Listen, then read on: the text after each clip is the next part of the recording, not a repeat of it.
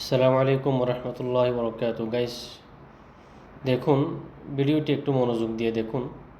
এখানে দুজন ব্যক্তি নামাজ পড়তেছেন। তো হঠাৎ করে পিছনে আরেকজন ব্যক্তি আসলেন নামাজে শরীক হওয়ার জন্য। ওনারা আসলে সাইরে জামাত পড়তেছেন আর কি, জামাত পাইনি। তো যিনি লাস্ট আসলেন উনি কত নম্রভাবে ভদ্রভাবে ওনাকে ডাকলেন, কীভাবে ইশারা করলেন আপনারা দেখুন ভিডিওতে,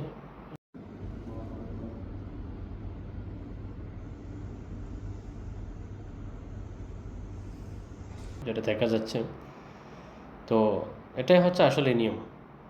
তো ওরা দুজন নামাজ পড়তেছেন, এখন পিছনে আরেকজন আসছেন জামাতে শরীক হওয়ার জন্য। তো স্মুথলিভাবে ওনাকে একটু করে পিঠের মধ্যে হাত বুলিয়ে দিয়েছেন, ইশারা করেছেন।